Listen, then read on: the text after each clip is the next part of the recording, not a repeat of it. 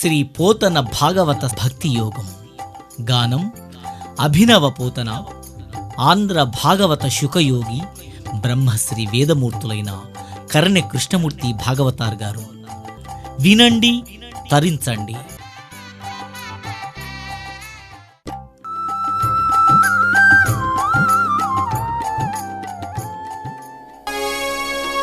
పలికెడిది భాగవతమట, పలికించు విపుడు రామభద్రుండట. నే పలికిన భవహరమగునట, పలికెద వేరుండుగాథ పలుకగనేలా.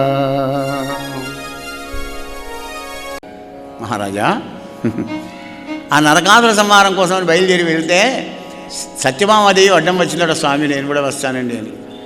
ఏ వద్దు సత్య, అక్కడ యుద్ధాలు ఏంది, భీకరమైన హీంకారాలు హుంకారాలు ఉంటాయి, వద్దు అంటే ఏమండి అబ్బా మీరుండగా నాకేం భయం అండి అని బతిలాడుతుంటే చూశాడు కృష్ణ పరమాత్మ. ఇది బతిలాడుతున్నాక తీసుకుపోకపోతే అరకమందిలో పోతే 3 రోజులు రావాలి మళ్ళా నేను అక్కడ, ఇదేం పీడ రమ్మన్నాడు. ఇదంతా కూడా ఆయన సంకల్పమే, ఆ నరకాసురుడు వట్టిగా తెచ్చేవాడు కాదు. అలా సత్యభామాదేవిని తీసుకొని వెళ్ళి రణరంగంలోకి వెళ్ళారు. పోయి మురాసురుడు 5 తలకాయలున్న మురాసురుడిని సంహారం చేసినాడు. ఏనుగు పైన కూర్చొని త్రిశూలాన్ని పట్టుకొని వస్తూ ఉన్నాడు నరకాసురుడు. నరకాసురుడు ఎప్పుడైతే వచ్చాడో సత్యభామాదేవి ముందరికి వచ్చిందట. ఏ సత్య ఏమిటది? లేమా ఓ సత్య లేమా అంటే ఓ సుకుమారి, ఓ స్మార్టీ. సుకుమారి కంటే స్మార్టీ అప్పుడే అర్థమవుతుంది. తిక్కువాళ్ళ భాష కదా, మన గంట పెట్టిపోయినాడు. భాష నేర్చుకోవడం మంచిదే కానీ అందులో ఈయన కాకూడదండి. చాలామంది కూడా చదువు రాని వాళ్ళకు కూడా ఇంగ్లీష్ అలవాటు చేసి పారేసింది అన్నట్టు. అయ్యా లేమా ధనుజుల గెలువగలేమా, నీవేల గణగలేచి దివిడుర్రా లే మాను మానవేని లీలని విల్లందుకొనుము. ఈ దానముని మేము గెలవలేమా, రా వెనక కూడా లేకపోతే తీసుకో. అయ్యో తెండి తీసుకున్నది. ఇల్లు తీసుకొని నారిని పూంచి యుద్ధం చేసేవాళ్ళే నారి కట్టాలి. నారిని కట్టి నారిని ఒకసారి పూరించిందట. శత్రువుల గుండెలో బండలు పడ్డవయ్యా పరీక్ష మహారాజా. ఎదుటి శత్రువులంతా సత్యభామను చూసి ధీర శృంగార భయ రౌద్ర విస్మయములు కలిసి భామిని అయ్యనో అని ఆశ్చర్యముందిరి సుమ్మా. 5 రసాలు: ధీరం, శృంగారం, భయం, రౌద్రం, విస్మయం. అలా యుద్ధం చేస్తుందట. యుద్ధం చేసుకుంటూ సెకండ్లలో రసాలు మారుస్తుందట. వాళ్ళతో యుద్ధం చేసినప్పుడు రౌద్రం, ఏమండి పక్కకే ఉన్నాడు కదా మీలాగా చేస్తున్నానా అని కృష్ణుని దిక్కు చూసినప్పుడు శృంగారం. సెకండ్ల మీద రసాలు మార్చడం సత్యభామకే సాధ్యమైంది ఆ పరీక్ష మహారాజా. 16,180 చాలా అందంగా ఉంటుంది సత్యభామ. ఆ అందానికి తగ్గట్టు అహంకారం కూడా ఉంటుంది. 2 అహంకారాలే కదా, అందం అహంకారం. ఏమండి మీలాగా చేస్తున్నానంటే బ్రహ్మాండంగా చేస్తున్నాం అన్నాడు. వాడు పారిపోయినాడు. ఎందుకంటే భూదేవి చేతులు తప్ప నరకాసురుడు ఎవరి చేతులు రావడు. వరం కోరుకుంది. భూదేవి అంశతోనే పుట్టింది సత్యభామ. అందుకే నేను వస్తానండి అనే బుద్ధిని కలిగించినాడు పరమాత్మ. సర్వస్య చాహం హృదయన్నివిష్టో మత్త స్మృతి జ్ఞానం అపోహనంచ. అందరి హృదయాల్లో నేనుండి నా బలాన్నే స్మృతి జ్ఞానం అపోహ భ్రమలు కలుగుతావో అర్జున కలిగించాడు. అలా వాడు పారిపోగానే సత్య ఇంటికి పోయినాక నువ్వు ఏది కోరుకుంటే అది ఇస్తాను పొమ్మన్నాడు సత్యభామతోని. మళ్ళీ తర్వాత నరకాసురుడు రాగానే సత్యభామను ఆనించుకొని సురచక్రాన్ని ప్రయోగం చేసి నరకాసుర సంహారం చేసినాడు. అప్పుడు భూదేవి వచ్చి కృష్ణ పరమాత్మ మెడలో పూలదండ వేసింది. నమస్తే దేవదేవేశ శంఖచక్ర గదాధరా భక్తేచ్ఛోవాప్తరూపాయ పరమాత్మన్ నమోస్తుతే. నమః పంకజనాభాయ నమః పంకజమాలినే నమః పంకజనేత్రాయ నమస్తే పంకజాంఘ్రియే.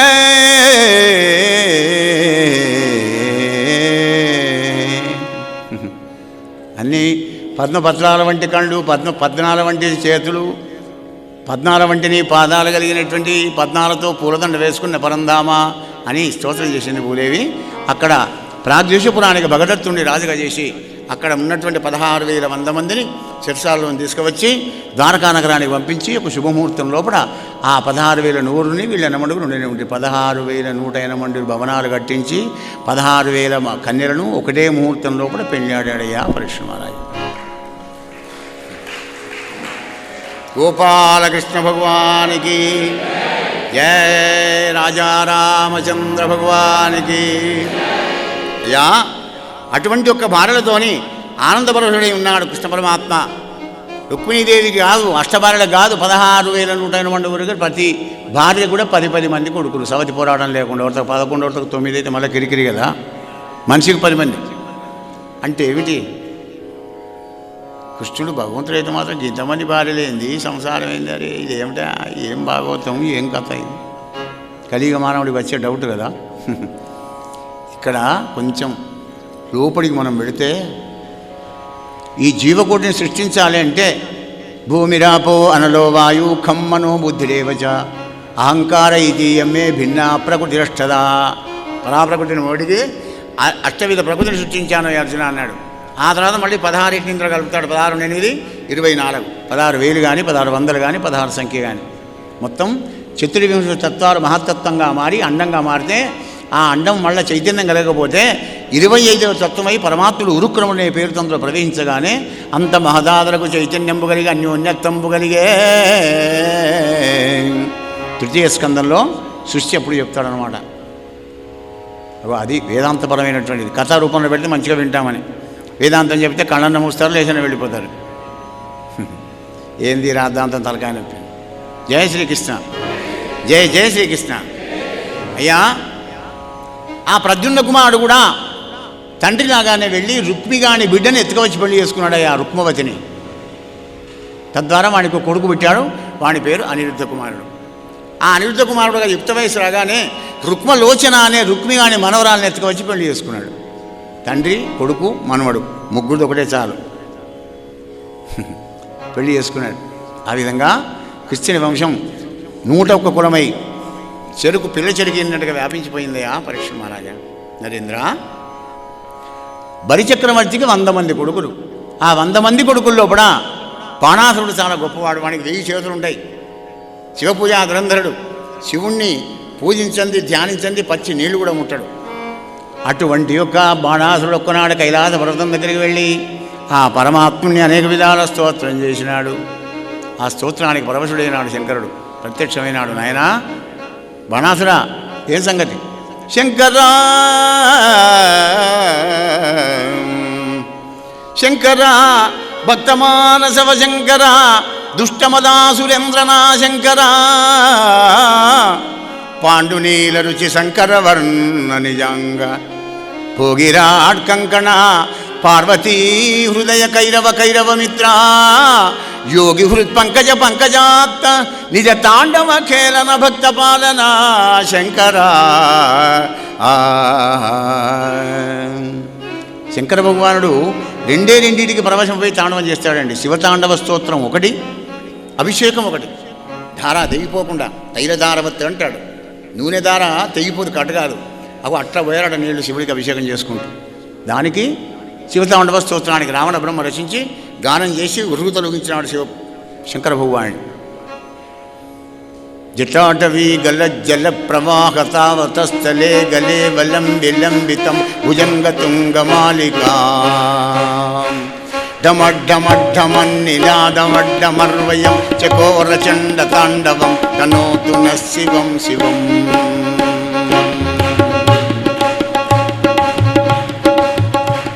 జయద్వదబ్రవిభ్రమ భ్రమద్భుజంగమద్రవత్ సురత్కరాల బాలహవ్యవాన్ ధిమి ధిమి ధిమి ధిమి ధనన్ మృదంగతుంగ మంగళధ్వనిక్రమ ప్రవర్తిత ప్రచండ తాండవ శివా. ఓం నమ శివాయ. ఆయన ఏం కావాలో కోరుకోమన్నాడు శంకర భగవానుడు. దేవా, ఏం లేదు, అమ్మవారితో వదంట వచ్చిన శోణపురం దగ్గర కావాలి, ఉండాలి ద్వారం దగ్గర. వస్తాను పూరా అన్నాడు. గోళాశంకరుడు కదా, అన్నమాట తప్పడు కదా ఆదిదేవుడు. బయలుదేరాడు. ఇంటి ముందర కావాలి.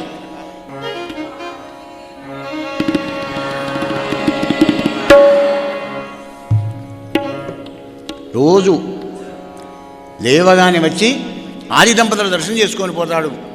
ఆ యొక్క బాణాసురుడు ఒక్కనాడు వచ్చి శంకరుని పాదపద్మాలకు నమస్కారం చేశాడు.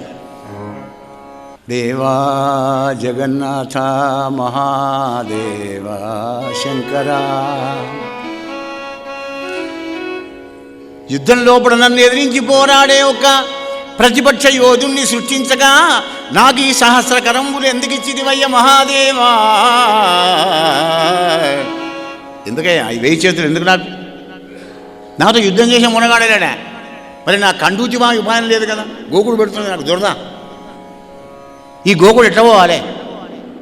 కాన నా పరిస్థితిలో ఉన్నది కనుక కానమదీయ చండభుజ గర్వ పరక్రమ కేళికిన్ సముండి నిఖిలావనింగలడే ఓ ఇందు కళాధర ఒక నీవు దక్కా.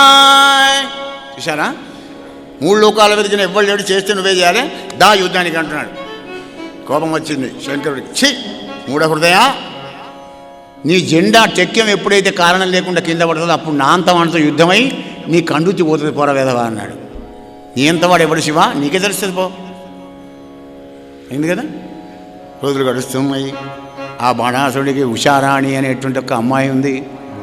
ఆ ఉష ఒక్కనాడు పూరపాను పోయి పడుకొని కలగన్నద కలలో ప్రద్యుమ్న కుమారుడు కౌగలించుకున్నట్టుగా కలగనింది. కలగాదు నిజంగానే అనుకొని నా కలలు నన్ను కౌగలించుకున్నవాడే పెళ్లి చేసుకోవాలి. అన్నం ముట్టు లేదు, పాలదావుడు లేదు, పలారం తినడం లేదు, ఏం లేదు, స్నానం చేసుడు లేదు. వారం 10 రోజులైంది, బక్క చెక్కిపోయింది పాపం, చిన్న ముఖమైంది. తల్లి పాపం, తల్లి బాధపడి ఈ బాణాసురుని మంత్రి కుంభాండు ఉన్నాడు అనుకో, కూతురుంది, ఆమె పేరు చిత్రరేఖ, దాన్ని పిలిపించింది ట్రీట్మెంట్ కోసం. మీ స్నేహితురాలేందో చేస్తున్నా చూడిపోవే అనగానే అది వచ్చింది దీని దగ్గరికి. ఏమిటే ఉషా, ఏంది నిషా, చెప్పరాదా? ఎందుకు ఎలా ఉన్నావు ముభావంగా మాట్లాడలే, చెప్పవా? నాకంటే ఎవరున్నారే నీకు? వనితన ఆకర్మయనదైన వారు నీకు కలుగనేర్తుడని కోరిక తెరుపకున్న మీ అయ్యతోడన్నా. అబ్బా వదే వదే మరి చెప్పు, అయ్యతోడ ఎందుకు పడుతున్నావు మరి చెప్పు. చెప్తానే, చెప్పు మరి. చెలి కలలోన ఒక్క సరసేరుగా నేత్రుడు హారరత్న కుండల కటకాంకుడు ఏక రణన్మణి నూపుర భూషణుండు నిర్మలా కనకాంబరుండు సుకుమారధనుండు వినీరదేవుడు నన్ను బిగియార కవిట మనంబలరించనే. అయితే కరడ కబురించుకుంటే ఏమైంది? నీ కొంప మునిగిందా? లేదు లేదు, ఆ కరడ కౌగలించుకున్న వాడే నా భర్త కావాలి, ముని దుంపదేగా. ఇది ఎక్కడి కోరికనేది? సరే, ఈ చిన్న విషయానికేనా నువ్వు దిగులు పడుతుంది? పో భోజనం చేసి రాపో, నాకు 7 రంగులు ఇప్పి. 1 గంట లోపల మొత్తం చెప్పన్న దేశాధీశులు భూలోకం, పాతాళలోకం, పైలోకంలో ఉన్న వీరాది వీరుడు అందగాళ్ళ యొక్క కులగోత్రనామాలతో పటాలు వేస్తే వీడేం చెప్తే 3 గంటల్లో తెచ్చాప చెప్తాను. మన కంప్యూటర్ అయిపోయిందా గడిచేపు? కంప్యూటర్ అంటున్నాదే, నాడే ఉండేనండి కంప్యూటర్. అప్పుడు మంత్రబలం ఉండేది, ఇప్పుడు యంత్రబలం అయింది. అంతే తేడా. మంత్రం నుంచే యంత్రం ముట్టాలి, గమనించండి. ఫార్ములా లేనిది ప్రాక్టికల్ ఎలా చేస్తావు నువ్వు కదా? మన పూర్వ ఋషులది ఫార్ములా. ఇప్పుడు మనం చేసేటువంటిది దాన్ని కాపీ కొట్టి ఇది కనుక్కున్నాం అది కనుక్కున్నాం అంటున్నారు, కానీ ఏది కనుక్కొని ఇద్దరికి కనుక్కొని పెట్టున్నాయన్నీ ఆల్రెడీ. జై శ్రీకృష్ణ.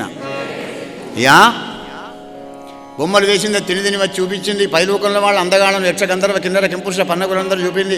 వీళ్ళు కాదే, వీళ్ళు కాదా? 56 రాజ్యాల రాజులను చూపించింది. ఏహే వీళ్ళు కూడా కాదు, వీడు కాదా? జరాసంధుడు చాలా గొప్ప వీరాది వీరుడు. ఏహే వీడు కాదే. మరి కళింగుడు వీడు.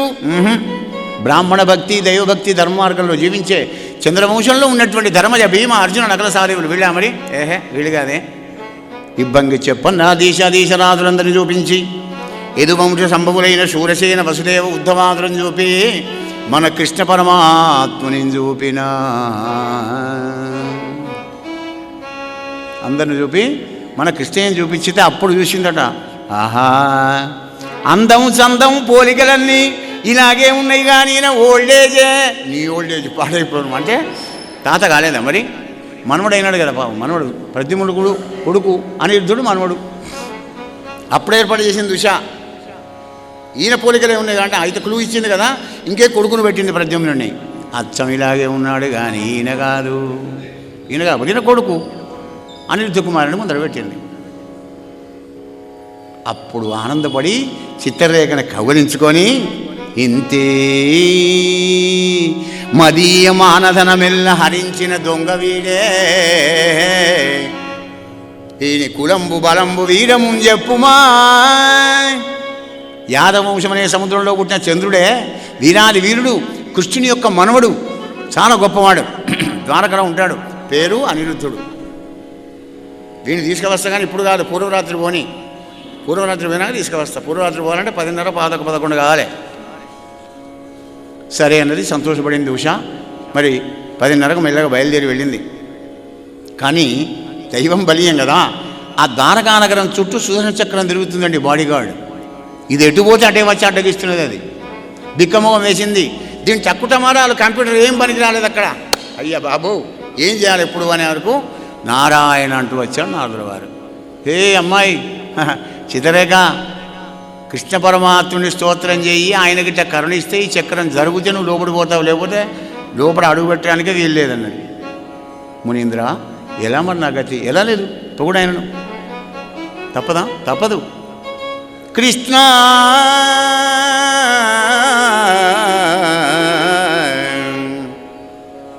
కరుణా జోడరావ మురళీ మోహన, కరుణా జోడరావ మురళీ మోహన, నిరంతరము నీలమేఘ శ్యామ, నిరంతరము నీలమేఘ శ్యామ, దేవత సార్వభౌమ, కరుణా జోడలేవ మురళీ మోహన.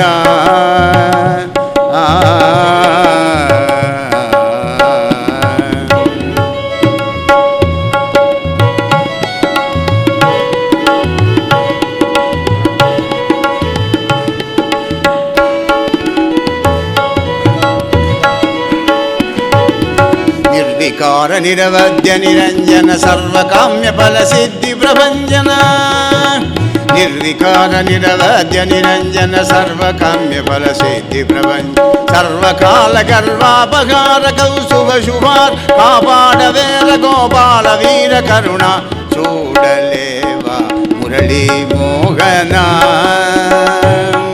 నిరంతరము నీలమేఘ శ్యామ, కరుణా జోడరావ మురళీ మోహన.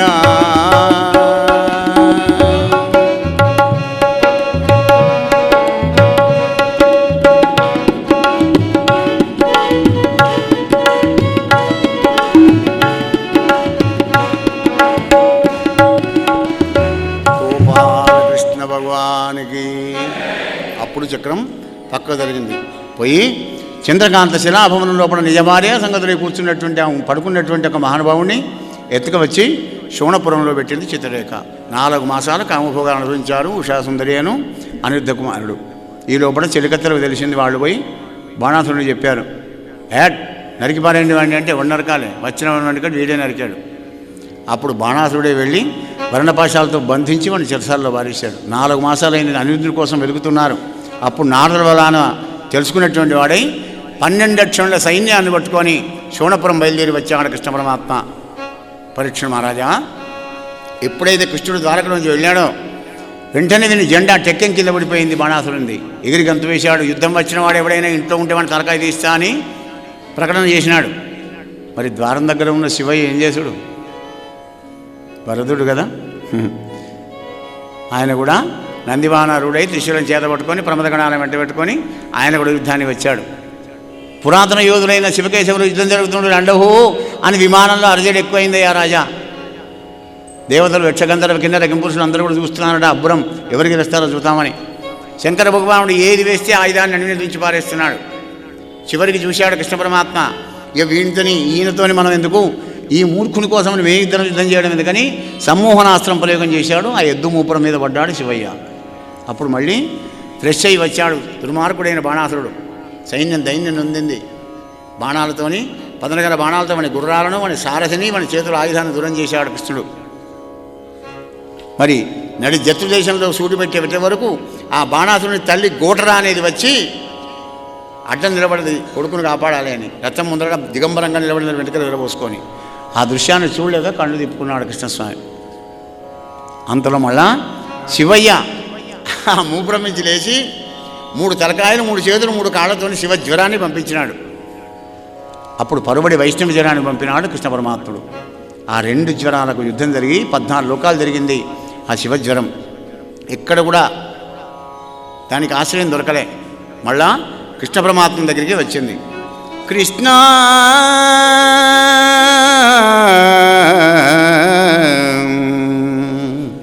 కృష్ణ కృష్ణ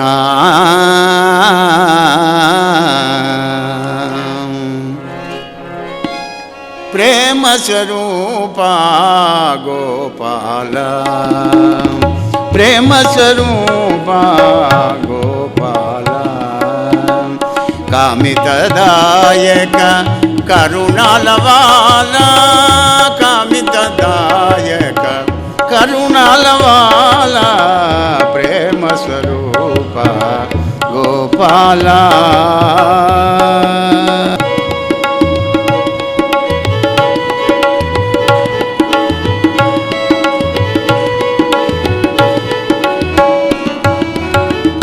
ఆశ్రిత జనపాల అనురాగ గుణశీల ఆశ్రిత జనపాల అనురాగ గుణశీల ఆదిదేవ పరబ్రహ్మ స్వరూప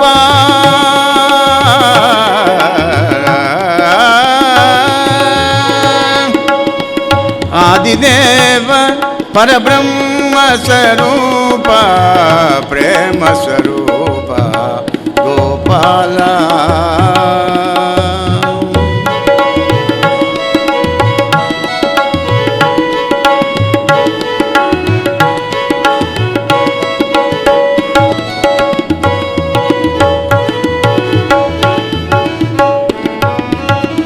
శృంగార రసములుక సంగీత సుధ చిలుక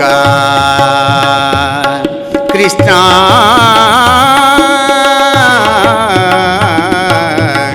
శృంగార రసములుక సంగీత సుధ జిలుక రాసలీలలు చేసి రమించు వేదనుత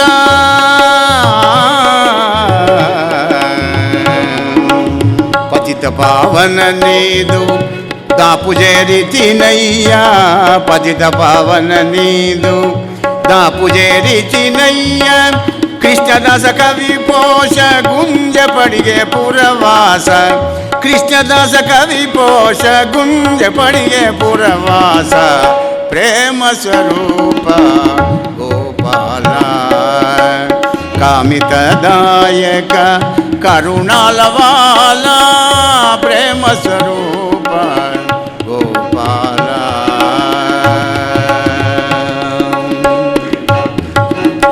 అలా శివజ్వరం ఎప్పుడైతే ప్రార్థన చేసిందో వెంటనే దాన్ని మన్నించి పారేసినాడు. రెండవసారి మళ్ళీ బాణాసురుడు యుద్ధానికి రాగానే చక్రానికి ఆజ్ఞ ఇచ్చినాడు కృష్ణస్వామి. 996 చేతులు నరికి 4 చేతులు ఉంచాడు. అప్పుడు వాడు అహంకారం అంతా అణిగిపోయి కుమార్తెను అల్లుండి అనిరుద్ధ కుమారుడు తీసుకొని వచ్చి బంగారు రథం మీద కూర్చొని అనేకమైనటువంటి ఒక అరణాలు కూడా ఇచ్చి మరి పంపిస్తే మురాంతకుణ్ణి త్రిపురాంతకుడు కౌగిలించుకున్నాడు. శివకేశవులు ఇద్దరు కూడా సమాగమం చేసుకొని శివయ్య ఉంటాను మరి అంటే కృష్ణ ఉంటానన్నారు. మరి ఆ విధంగా బయలుదేరి వెళ్ళి మళ్ళీ ద్వారకానగరం చేరుకున్నాడు కృష్ణస్వామి. పరీక్ష మహారాజా పరరాముడు ఒక్కనాడు రేపల్లో బయలుదేరి వెళ్ళామంట. చూసి వస్తామని వెళ్ళే వరకు అక్కడ ఉన్న వాళ్ళంతా వాళ్లకు రాముడు కృష్ణుడు భేదం లేదండి. బలరామునితో చైత్రమాసంలో పోతే అక్కడ వారుని మధు బాగా స్రవిస్తే ఆ మధుపానం బాగా చేసి ఆ గోపికలతో విహరించినాడు మానవుడు. ఆ యొక్క రాముడు విహరించేవరకు చెమటలు పెట్టినాయి. అల్లంత దూరంలో ఉన్న యమునను పిలిచాడు. ఏమునా నేను స్నానం చేయాలి రమ్మన్నాడు. అయినా తాగి ఉన్నాడు కదా అని మత్తులో ఉన్నాడని సడ్డ చేయలేదట. నాగలు తీశాడు. గడగడ వణుకుంటూ వచ్చి పూలదండ వేసి బలరామా అంగనలు నీ యొక్క బలపరాకం నిలుస్తానా స్వామి అని మళ్ళీ ప్రసన్నం చేసుకుందయ్యా. అది ఒక బలరాముని గొప్పతనం అంత గొప్పది. మహారాజా పౌండ్రక దేశాన్ని పరిపాలిస్తున్నాడు. కాశీని రాజధానిగా చేసుకొని వాసుదేవుడు పౌండ్రక వాసుదేవుడిని నామకరణం చేసుకున్నాడు. కృష్ణుడి పేరే వాసుదేవుడు ఎందుకు ఉండాలి? నేను కూడా వాసుదేవుడిని పెట్టుకుంటా అన్నాడు. అయ్యా పెట్టుకోవచ్చు కానీ ఆయన నీలమేఘశ్యాముడు అండి, నేను రంగు రాసుకుంటా. అవి ఆయనకు 4 చేతులు ఉంటాయి, ఇంకో 2 మనం ఎక్స్ట్రా పెట్టించుకున్నాం ఆర్టిఫిషియల్. అయ్యా మరి ఆయన చేతిలో శంఖం చక్రం గదా పద్మం ఉంటాయి, మనం చేయిస్తాం గోల్డ్ స్మిత్తో. ఏం తప్ప, మనకేం తక్కువైంది? అలా అహంకారంతో విల్లవీగవాడిని కృష్ణ పరమాత్ముడు వచ్చి 11 అక్షల సైన్యంతో వచ్చి పౌండ్రక వాసుదేవుని దుష్ట సంహారం చేసి వాడిని జ్యోతి వచ్చి కృష్ణుని లోపలనే కలిసిపోయిందయ్యా పరీక్ష నరేంద్ర మహారాజా. ఈ విధంగా దుష్ట శిక్ష రక్షణ ధర్మ సంరక్షణ కోసమని బలరామకృష్ణుడు ఇద్దరు కూడా వివిధ లీలలు కూడా చేస్తూ ఉన్నారయ్యా అని చెప్పి ఆ పారాశర్య నందనుడైనటువంటి శుకదేవుల వారు అభిమన్యుని పుత్రునితో అంటున్నారు, మహారాజా కృష్ణ పరమాత్ముని దివ్యలీలలు చూస్తామనుకున్నాడు నారద మహర్షి ఒకసారి. ఈయన 16,108 ఏళ్లలో ఉంటున్నాడా, లేకుంటే ఒక్క దుక్కునే ఉండిగిట్టే ఈ నాటకం ఆడుతున్నాడా? డౌట్ వచ్చింది. అన్నాడు ఏం పని లేదు, ఈ పని పెట్టుకున్నాడు. ఏ ఇంటికి పోయినాడు, ఒక ఇంటికి వేరుకు, ఓహో మునీంద్ర స్వామి రారా అని ఆసనం అర్ఘ్యం పాఠ్యం ఇచ్చాడు. అయ్యా నేను సంసారిని దుఃఖి, నువ్వు సన్యాసిని సుఖి, ఏం సేవ చేయమంటావు అన్నాడు. అయ్యా ఏం లేదు కృష్ణయ్య, నీ దర్శనం కోసం వచ్చేవి నేను వెళుతున్నా అన్నాడు. వెళుతున్నావు కానీ ఇక్కడ నేను ఉండేట్టు ఎవరికి చెప్పకు. ఎందుకు చెప్తా స్వామి అంటే లేడనుకుంటున్నాడు పాప నారదుడు. మళ్ళీ ఇంట్లో పోయారు, అక్కడ ఉన్నాడు, ఇంకో ఇంట్లో పోయారు, ఇంకా ఉన్నాడు. 50-60 ఏళ్ళు తిరిగాడండి. ఇక ఏం తిరుగుతాడు, ఇక కాళ్ళు నొప్పులు పట్టే పాపం పరీక్ష నరేంద్ర. అలా అన్ని ఇళ్లలో చూస్తుంటే ఒక ఇంట్లో ఉన్న రూపం మళ్ళొక ఇంట్లో లేదట. అలా వివిధ భంగిమల్లో కనబడ్డ కృష్ణుని యొక్క లీలలు కూడా తెలుసుకొని, మాయురే కృష్ణ వరదా నీ లీలలు తెలియవారెవరు, తామర శాసన ముఖ్యులైనా నీ పాద దాసులు దక్క అన్యులు తెలియలేరు కృష్ణ మాయురే హరిహరి వరదా అని పొగిడి ఊరుకున్నాడు కృష్ణస్వామి. ఒక్కనాడు కృష్ణుడు రాజ్యసభకు రాగానే అక్కడ బ్రాహ్మడు వచ్చాడు. బ్రాహ్మడు వచ్చి, కృష్ణ గిరివ్రజ పట్టణంలో కూడా జరాసంధుడు 21,000 రాజులను బంధించాడు, వాళ్ళందరూ కలిసి వాళ్ళ బాధను చెప్పుకోవడానికి నీ దగ్గరికి పంపించారు కృష్ణయ్య అని వివరించినాడు. వివరించగానే అంతలోకి నారదుడు వస్తే నారదుడిని అడిగాడు, నారదా నువ్వు ఎక్కడి నుంచి వస్తున్నావు, ఏం సంగతి, ఇప్పుడు పాండవులు ఏమనుకుంటారో చెప్పు అంటే, ఏం లేదు కృష్ణయ్య రాయసయాగం చేయాలనుకుంటున్నారు, అంతకంటే ఏం లేదు అన్నాడు. అవునా, మరి నారదా రాయసయాగం ఎలా అవుతుంది అని ఒక బ్రాహ్మడు చెప్పాడు కదా, జరాసంధ వధ అయితేనే రాయసయాగం అవుతుంది. ఎందుకంటే భారతదేశం అంతా జయించిన అర్హత ఉన్నవాడే రాజయాగం చేయాలి. కనుక నువ్వు వెళ్ళి బాసటగా ఉండి పాండవుల చేత జరాసంధుని చంపించి రాజయాగం చేయి నారాయణ అంటే ఆయన వెళ్ళిపోయినాడు. ఉద్ధవా నువ్వేమంటావు? దేవముని చెప్పినట్టుగా కృష్ణ ఆ జరాసంధుడు ఎంత దుర్మార్గుడైనా కానీ వాడికి బ్రాహ్మణ భక్తి ఎక్కువ కనుక భీముడు నువ్వు అర్జునుడు ముగ్గురు బ్రాహ్మణ వేషాలు వేసుకొని బయలుదేరి వెళ్ళండి, అభయం తీసుకొని భీముని చేత చంపి. బాగుంది ఐడియా, ఉపాయం అన్నాడు అని వచ్చాడు. ఇంద్రప్రస్థపురం పాండవుల దగ్గర చేరుకున్నాడు మితజనుడు కొందరిని తీసుకొని. అప్పుడు ధర్మరాజు ఎదురుగా వచ్చి స్వాగతం పలికి ఆ యొక్క కృష్ణ పరమాత్మని లోపలి తీసుకుపోయి ఆ రాత్రి ఇంద్రియాలకు విశ్రాంతినిచ్చి మళ్ళీ ప్రాతకాల సమయం లోపల సభ తీర్చాడు. అష్టవిధ మంత్రులు ఉన్నారు, సామంతులు ఉన్నారు, పౌరాణికులు ఉన్నారు, జ్యోతిష్శాస్త్రవేత్తలు ఉన్నారు, పురోహితులు ఉన్నారు. కృష్ణుడికి ప్రత్యేకమైన సింహాసనం వేసి కూర్చుని ధర్మానందనుడు. కృష్ణ రాయసయాగం చేయాలనే తలంపైతే నాకు కలిగింది, కానీ దాన్ని నిర్వహించే బాధ్యత నీదే మాధవ అన్నాడు. అని దైవతత్వాన్ని ధర్మమూర్తి చెబుతున్నది. ఈ పద్యాన్ని ఆలకించి వినండి. దైవం ఎలా చిక్కుతుంది, ఎవరికి చిక్కుతుంది, ఎలా చిక్కుతుంది? కృష్ణ కృష్ణ ఎవరు నీ పదంబుజములెప్పుడు గొల్తురు భక్తి నిష్ఠులై, ఎవ్వరు నిన్ను ప్రేమను తీయింతురు భూరి వివేకశాలులై, అవిమలాత్ములందుదురు ఉదంచిత శోభన నిత్య సౌఖ్యముల్నివ్వటిలంగా. కృష్ణ నిన్ను నేర్చి భజించిన రిత్తవోమునే,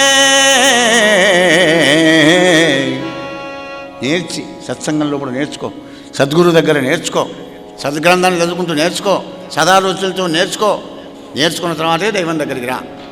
అది భాగవత సందేశం. నేర్చుకోకుండా గుడ్డిగా నమ్మకం. అది సందేశం అన్నమాట.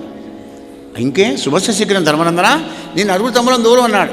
4 దిక్కులకు 4 తమ్ములను దూరం ఇచ్చాడు. నెల రోజుల లోపల అందరు కంట్రిబ్యూషన్ వసూలు చేసుకొని వచ్చారు. ధర్మరాజు రాజశాఖం చేస్తున్నాడు. పుణ్యలగ్నంలో ఏమిస్తారు, ఏ ప్రాంతంలో ఏది ఎక్కువ దిగుబడి అయితే దాన్ని తీసుకువచ్చి పారేశారు. భాండాగారాలన్నీ నింపారు.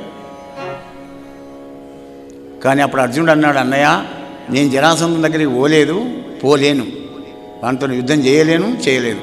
వాడు మాత్రం కప్పమేయలే. తలకాయ ఏమంటున్నాడు ధర్మరాజు. అప్పుడు కృష్ణుడు అన్నాడు, నేనున్నా కదా ధర్మనందన, ఉద్ధవుడు చెప్పిన ఉపాయం ఉన్నది అన్నాడు. ఈయన కాదట. చూసారా, కర్తృత్వం ఒక్క కూడా ఉంచుకోడు కృష్ణయ్య. ఉద్ధవుడు చెప్పిన ఉపాయం రేపు మంచి అయిన చెడ్డ అయినా ఉద్ధవుడు అనుండి కానీ నన్ను అనకుండి అని నిర్లేపుడే ఉంటాడు. పద్మపత్ర విమాంబస అన్నాడు. అందుకే దామరాకు నీళ్ళలో ఎలా ఉంటుందో నేను అలాగే ఉంటాను. బ్రాహ్మణ భక్తి కలిగిన జరాసంధుడికి మేము ముగ్గురం, అర్జునుడు, భీముడు, నేను పోయి బ్రాహ్మణ వేషంలో వెళ్ళి ఆజిభిక్ష అడిగి మరి యుద్ధంలో భీముని చేత వాడిని చంపిస్తానయ్యా, నువ్వేం బాధపడకన్నాడు అని ప్రాగ్జపురానికి బయలుదేరి వెళ్ళారు భీముడు, అర్జునుడు, కృష్ణ పరమాత్మ. అక్కడికి వెళ్ళి, హే రాజా, అతిథి పూజ దురంధరుడవని మేము దూరం నుంచి వచ్చామయ్యా, చాలా గొప్ప దాతవని అని అన్నాడు. అంటే వాడు ఏర్పాటు చేసేటప్పుడే మీ రూపాలు బ్రాహ్మణ వేషంలోనే ఉన్నాయి కానీ మీ భాష మాత్రం క్షత్రియులాగా ఉన్నదన్నాడు. అయినా బ్రాహ్మణ వేషాలు వేసుకున్నారు కనుక ఏం కావన్నో కోరుకోండి అన్నాడు. మగధాధీశ మాకీయవలే ఆజిభిక్ష,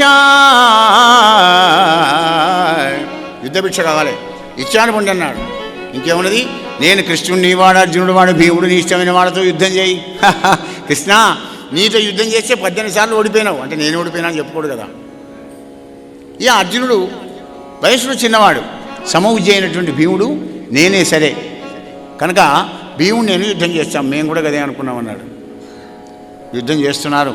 భీముడు జరాసంధుడు 3-4 సార్లు చీరి పారేశాడు కానీ ఉల్టా వారేసుడు లేదు. మళ్ళీ అదుపుతున్నాడు వాడు. కృష్ణ పరమాత్మ ఒక గడ్డిపోతని జీరుకొని ఇట్లా పట్టుకొని చుట్టూ తిరుగుతుంటే అర్జునుడు అన్నాడు, బావా ఇదేం సంగతి, ఏం లేదు మీ అన్నగాడు నా దగ్గర చూస్తాడో చెప్పుదాం సంజ్ఞాడు చూస్తాడు, నేనేం చేయాలి మరి ఎట్లా బావా, ఏం కాదు, మెయ్యి బాగా నొస్తచుడు, బాధ అయినప్పుడు నా దిక్కు చూస్తాడు, అప్పుడు నేను చెప్తా వాడికి. 7-8 సార్లు చీరి పారేసాడండి. దమ్ము మొస శ్రమ వస్తుంది పాపం. అతకంగానే వాడు ఫ్రెష్ అవుతున్నాడు. ఈ నల్లోడు ఏదో ఫిట్టింగ్ పెడతాడని ఇట్ట విషయాడు గుట్లు తెరిచి భీముడు. నీ చూపు పాడగానే ఇతరే చూస్తే అయిపోవు కదా, అట్టగా అన్నాడు, ఉల్టా పల్టా వారేశాడు. గోపాలకృష్ణ భగవానికి. భగవంతుడు మన చుట్టూ తిరుగుతున్నా కానీ ఆయన దిక్కు మనం చూడకపోతే ప్రయోజనం ఏముంది చెప్పండి. ఎప్పుడు చూస్తాం, మన వల్ల కాకపోతే శక్తిహీనం అయితే గజేంద్రుని వల్లే 1000 సంవత్సరాలు యుద్ధం చేశాక పూర్వ పుణ్యఫల దివ్యజ్ఞాన సంపత్తి ఉంటే అప్పుడు మొత్తుకున్నాడు గజేంద్రుడు. అప్పటిదాకా బాగుంది దైవం దిక్కు. ఎందుకు మన భౌతిక బలం కావాలి కదా, మన అహంకారం మమకారం చావాలి కదా. ఒకప్పుడు వాడిని శరణ పొందుతాం, అదే మొదలు శరణ పొందితే వందడు. అది జీవలక్షణం. జయ శ్రీకృష్ణ. యా జరాసంధుణ్ణి గెలిచి ఆ లోపల ఉన్న 21 మంది రాజులను కూడా పంపించినాడు. అందరినీ కూడా క్షౌరగణాలు చేయించి వాళ్ళ రాజ్యానికి పంపిస్తే, నాయనలారా నరేంద్రులారా ఏం కావాలి కోరుకోండి కృష్ణ, వేదమాతకు ఆభరణమైనటువంటి నీ దివ్య పాదపద్మాలు ఎప్పుడు మా హృదయంలో ఉండాలి మాధవ అని కోరుకున్నారు. అలాగే ఇచ్చాను పొండి, ధర్మంగా పరిపాలించండి, ధర్మమే రక్షిస్తుంది కనుక ధర్మంగా రాజ్యాలు పరిపాలించండి నాయన అని ఆ 21,000 రాజులను కూడా వాళ్ళ రాజ్యాలకు పంపించి హస్తినాపురం వచ్చాడు. ధర్మనందన శుభస్య శీఘ్రం, లైన్ క్లియర్ అయిపోయింది, ఇక చేసుకో రాశియాగం. అప్పుడే మనసులో స్మరించుకున్నాడు 28 మంది ఋత్వికులను. ధర్మరాజు ఎవరు వాళ్ళు? సత్యవదేయ కశ్యప భరద్వాజ ఉపమోతి విశ్వామిత్ర వీతిగోత్ర మైత్రేయ పైర సుమంతు మధుశ్చంద గౌతమ సుమతి భార్గవ వశిష్ఠ వామదేవ అకృతవ్రణ కన్వజైమిని పరాధౌమ్య పరాశర అధర్వకవశులు అసిత వైశంపాయన ఆసురి కశ్యపకర వీరసేన గర్గత్రికవ్యులు ముఖ్యులైన ఋషులను మునులను కృపుని గాంగేయ కుంభజ అంబికేయ విదుర కురుకుమార బంధుకుల వృద్ధ దారుణీసుర నరేంద్ర వైశ్య శూద్రవరుల రప్పించే ధర్మజుండు. ఆలార్ వెల్కమ్, అందరు ఆహ్వానితులే, అందరు దిగారు యజ్ఞానికి. మరి బంగారు నాగలతోని యజ్ఞగుండం మొదలు దున్ని దాంట్లో బంగారంతో హోమగుండం కట్టారు. వ్యాసుడు అన్నాడు, నాయన ధర్మనందన కంకణం కట్టుకుంటా ఒక సంకల్పం చెప్తాం, తర్వాత నువ్వు లేచిపోవడానికి ఇక్కడ వీరుండదు కనుక నువ్వు ఒక్కడే అన్ని బాధ్యత పనులు చేయలేవు, నీకు నమ్మకం ఉన్న వాళ్ళకు పనులు అయిపోయిపోన్నాడు. అప్పుడు ధర్మరాజు మెల్లగా చూడండి, ధర్మరాజు రాజకీయం మెత్తడి పులి భారతంలో కూడా. ధర్మరాజును అర్థం చేసుకోవడం అంత సాధ్యం కాదు. దుర్యోధనునికి యజ్ఞానికి వచ్చిన వాళ్ళు పట్టుకురారు కదా, యజ్ఞానికి వచ్చిన వాళ్ళు ఇచ్చే కానుకలు రత్నాలు వజ్రాలు వైడూర్యాలన్నీ తీసుకొని చేతులతో తీసుకొని ఓరగుబొట్టే పోర్టుపోలియోను దుర్యోధనుడికి ఇచ్చాడు. వాడు ఆ బహుమానాలన్నీ లోపల పెట్టుకుంటే, అబ్బా నిన్న మొన్నటి వెనక నిలవనీడలేక ఉండిన పాండవులు నేడు దుర్నిరీక్షులై రాజసూయాగ మహద్దర నిర్వహణంతో సార్వభౌమ పదవి నొందుటయా, ఇదంతా యుకనుల అరగాంచు చూచి నేను ఇక్కడ పెట్టాడు. ఏం మాట్లాడసం కాదు, ఏమనాశం మనసులో దస్తున్నాడు. అగో రాజకీయం అలా ఉంటుంది ధర్మరాజుది. మహారాజా, అర్థిజాతము కోరినట్టి వస్తువులందక పంచిడగర ఆదాతనూజిని, యజ్ఞానికి వచ్చిన వాళ్ళు ఏది అడిగితే అది లేదనకుండా ఇవ్వడానికి దాన వీరశూర కరుణి పెట్టినాడు. సకలాన్నపానములు వండింప భీమసేనుని, నరభీమ పాకం అంటారు. నరుడు లేడు కానీ భీమన్న పాకం మంతెన్న వంట. కుప్పలు వాడకొస్తున్నాడు, వాడు తీయడి, వాడు పుల్లడి, వాడు చప్పగా ఉండే స్వీటు, డబల్ కమీట ఉండేది స్వీటు, మస్తు వండి చోటు తింటున్నారు బ్రాహ్మణంతా. మరి కృష్ణ పరమాత్మ దగ్గర ఆంతరంగ పరిచారికగా ఉండే పోర్టుపోలియో అర్జునుడికి ఇచ్చినాడు. నకులుడు యజ్ఞంలో ఉన్న ఋత్వికులు ఏది చెప్తే తీసుకువచ్చే బాధ్యత నకులునికి. ఇక సహదేవునికి దేవగురు వృద్ధ దాత్రీసురావళను అరసి పూజింప సహదేవుని. అతిథులు, అభ్యాగతులు, గురువులు, వృద్ధులు, బ్రాహ్మణోత్తములు వస్తారు కదా, వాళ్ళ అర్హతను పూజించి వాళ్ళని కూర్చోబెట్టే బాధ్యత సహదేవునికి. మరి రాజా, మరి అఖిల జనుల బొలుచు మృష్టాన్నత తులంజేయ ద్రౌపదిని యోగించే ధర్మసుతుడు. హోమ్ మినిస్టర్కు ఎంత పెద్ద బాధ్యతను అప్పచెప్పాడో చూడండి, ఎంత పెద్ద బాధ్యత. వెనక ముందు అందరు తిన్నారా లేదా, ఎవరైనా తినకపోతే మాత్రం ఆ పాపం వాళ్ళకే. ఆమె ఓపిక పంచాలి, యజ్ఞసేని కదా, అగ్నిగుండ నుంచి పుట్టిన తల్లి కదా. ఇంకే భోజనాలు నడుస్తూ ఉన్నాయి, అందరు తింటున్నారు. 7 రోజులు యజ్ఞం సంపూర్తిగా అయింది, నిర్విఘ్నంగా నడుస్తూ ఉన్నది. 7వ నాడు అగ్రపూజ చేయాలని భీష్ముడిని అడుగుతాను. ఆయన నీకంటే నాకే ఎక్క తెలుసు, అందరు చాలా గొప్ప వాళ్ళని ఇష్టం వచ్చిన వాళ్ళకి చేయమన్నాడు. అప్పుడు సహదేవుడు అన్నాడు, అన్నయ్య అమాయకులాగా వాళ్ళని వెళ్ళి ఎందుకు అడుగుతావు అన్నయ్య, ఇతడే కృష్ణుడు, ఇతడే కృష్ణుడు, ఇతడు కన్నులొక ఇంచుకమోడ్చిన ఈ చరాచర స్థిత భువనంబులన్ని నశించు, అవి చెరచిన విటతంబుగా ప్రభవించు. కళ్ళు మూస్తే ప్రళయం, కళ్ళు తెరిస్తే సృష్టి జరుగుతుంది. అటువంటి ఈ పురుషోత్తముని జగదీశుని ఈ అనంతుని సర్వశక్తు చిద్రూపకుని అగ్రపూజ చేయుమా. అలాగా అందరూ ఆనందపడ్డారు, ఆహా సహదేవుడు ఎంత బుద్ధిమంతుడు అని. అప్పుడు ద్రౌపదీదేవి బంగారు కలశం, పళ్ళెం, నీళ్లు, తాంబూలం, దక్షిణ అన్నీ పట్టుకొని అంతెత్తు గద్దె మీద రత్న సింహాసనం వేసి కూర్చుండబెడితే దానికి ధర్మరాజు చేయబడి తీసుకొని పోతున్నాడు. పూజా సామాన్లన్నీ పట్టుకొని 4 తమ్ముడు వస్తూ ఉన్నారు. కూర్చుండబెట్టి పూలదండ వేసి కాళ్ళు కడిగి దక్షిణ తాంబూలం ఇచ్చి ఆయన పాద నమస్కారం చేసుకుంటూ నిశ్శబ్ద వాతావరణం, అందరూ ఆనందంగా ఉండే లోపలనే, హే ధర్మనందనా, నువ్వొక్కడవు ధర్మాతులవని యజ్ఞానికి మేము రావడం జరిగింది. ఇంతమంది పాత్ర వివేకం చేయవచ్చిన విజ్ఞాన నిపుణులు, ఉన్నత సత్వగుణ గరిష్ఠులు, మహదైశ్వర్య శక్తిధరులు, పరతత్వ వేదులు, అఖిలలోక పూజ్యులు, మరి విగత పాపులు పరమ యోగేంద్రుడైన ఇంతమంది బ్రహ్మ ఋషులు, రాజఋషులు ఉండగా ఈ గొల్లవానికి ఏం పూజన చేస్తున్నావయ్యా అన్నాడు శిశుపాలుడు. వీడికా గురువు లేదు, దేవుడు లేడు, గురుదేవ శూన్యుండు, కులగోత్రరహితుండు, తల్లిదండ్రులెవ్వరో తడవగానం. నిందాస్తుతి రూపంలో ఉన్న పద్యం ఇది. కేవలం నిందైతే పోతన కలంలోకి రాదది. ఆయన కులమే మన కులం, గోకులం. ఆయన కులం ఎక్కడిది, ఆయన గోత్రమే మన గోత్రం, ఆయనే జగద్గురు.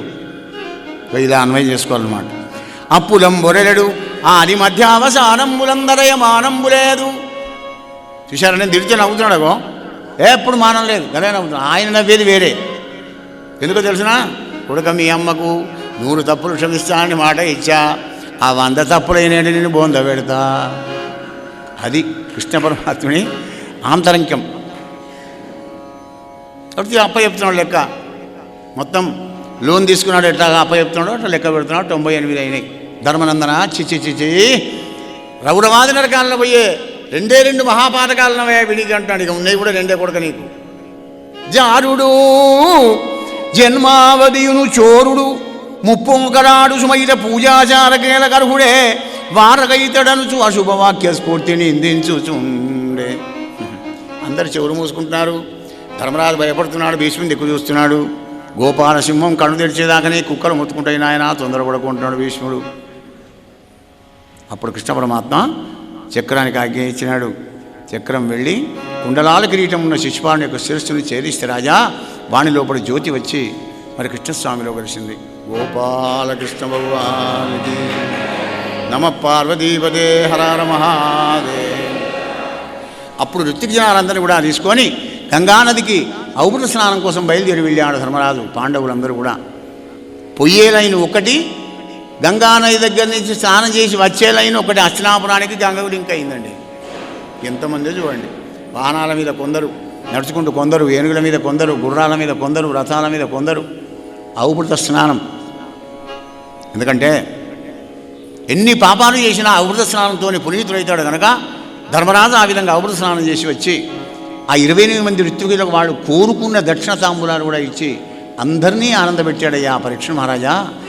1000 మంది, లక్షల మంది, ఎన్నో యజ్ఞాలు చూశాం కానీ ఆహా ధర్మరాజు యొక్క మహాయజ్ఞాన్ని పోలినటువంటి యజ్ఞం లేదయ్యా అని ఆనందపడ్డారట.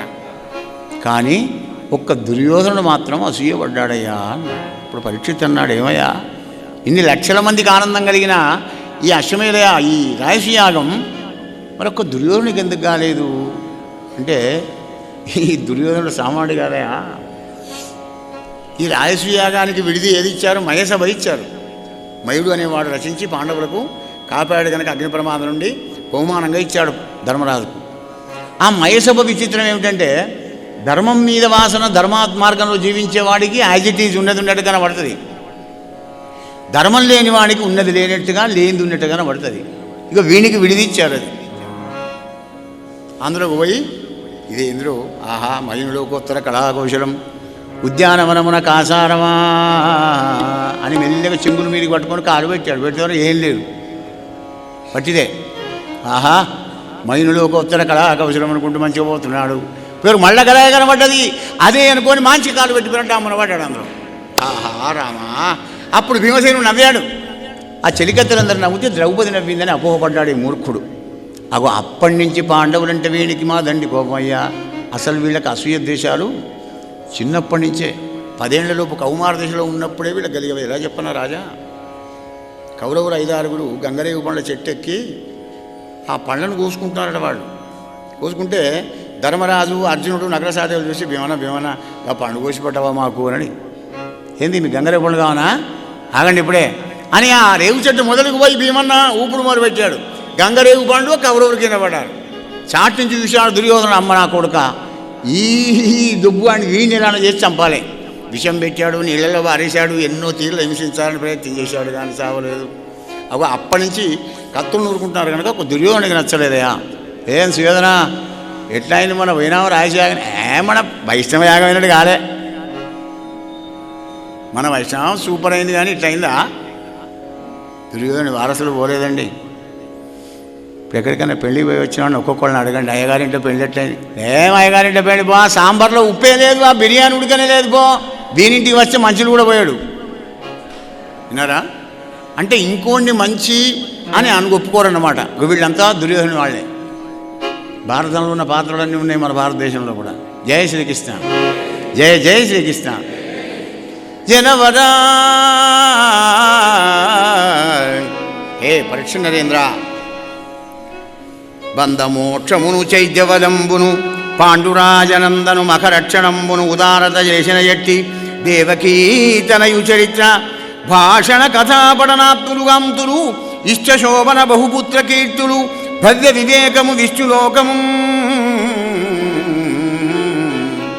పరమ పవిత్రమైన పాండవుల యొక్క రాజసూయాగాన్ని, కృష్ణ పరమాత్ముని యొక్క దివ్య లీలావైభవాన్ని ఎవడైతే వింటాడో వినిపిస్తాడో వాళ్ళందరూ బహుపుత్ర కీర్తులను ఆయురారోగ్యములను పొందెదరుగాక. విన్నందుకు మీకు ఫలం. యైదం కీర్తయేద్విష్ణో, యైదం కీర్తయేద్విష్ణో కర్మ చైద్యవదాదికం రాజమోక్షం వితానాం చ సర్వపాపై ప్రముచ్యతే. మూలం సంస్కృత భాగవతంలో శ్లోకానికి తర్జుమ చేసినాడు పోతన గారు. అందమైన చెంపకమాలలో కూడా మనకు అందించాడు అన్నమాట. ఎవడైతే బంధాన్ని మోక్షాన్ని కలిగించే చైద్య వధ, శిశుపాల వధ, పాండవుల యొక్క రాయసూయ యాగం, కృష్ణ పరమాత్మ యొక్క దివ్యలీలా వైభవం ఎవడైతే వింటాడో వినిపిస్తాడో అగో వాళ్ళందరికీ కూడా సర్వపాపై ప్రముచ్యతే. మహారాజా అందరికీ వచ్చిన వాళ్ళందరికీ కూడా కట్నాలు ఇచ్చి పంపిస్తున్నాడు ధర్మరాజు. ఎందుకంటే అన్ని ప్రజల సొమ్మే కదా. అయినా ప్రజల సొమ్మును ప్రజలకు పెట్టేవాడు ఎక్కడ ఉండి దొరకాలండి. నాడు ధర్మరాజు కనుక పిచ్చివాడు, పాపం అమాయకుడు కనుక, ధర్మాత్రుడు కనుక ఆయన ఇచ్చాడు. ఎవడియాలి ప్రజల సొమ్మునే. స్వాహ. జయ శ్రీకృష్ణ. అలా అందరికీ కానుకలు పెట్టుకుంటూ కొత్త బట్టలు ఇచ్చి అందరినీ పంపించినాడట. అప్పుడు కృష్ణుతో అన్నాడు ధర్మరాజు, హే వాసుదేవా, ఇన్ని లక్షల మంది ఉండి 7 రోజులు వీళ్ళందరూ ఉన్నారు కదా, అందరూ వెళ్ళిపోతే దిగులుగా ఉంటుంది మాధవ, నువ్వు ఒక్క 4 రోజులు ఉండిపోవయ్యా అంటే ధర్మరాజు ప్రార్థన మేరకు ఆ కృష్ణస్వామి అక్కడే ఉన్నాడయ్యా పరీక్ష మహారాజా. ఈ విధంగా ధర్మరాజు మనోరథాన్ని కృష్ణ పరమాత్మని కృప అనేటువంటి ఒక పడవలో కూర్చొని దాటాడయ్యా అని రాయసుయాగ మహద్దర నిర్మాణాన్ని, కృష్ణస్వామి దివ్యలీలా వైభవాన్ని పరీక్షిత్తు మహారాజుకు శుకదేవుడు వినిపించిన ఈ కథ, శమనకాది మహర్లకు సూతుడు చెప్పిన ఈ కథ, ఏకశిలానగరంలో పోతన్న రామభద్రుని వినిపించిన ఈ కథ, గురుదేవుల కృపతో రామచంద్రుని అనుగ్రహంతో అమ్మ అనురాగంతో మీకు వినిపించాను. హరి ఓం తత్సత్. సర్వే జనా సుఖినో భవంతు. స్వస్తి ప్రజాభ్య పరిపాలయంతాం న్యాయేన మార్గేణ మహిం మహీష. గోబ్రాహ్మణేభ్య శుభమస్తు నిత్యం. లోకా సమస్తా సుఖినో భవంతు. ఓం శాంతి శాంతి శాంతి. స్వస్తి.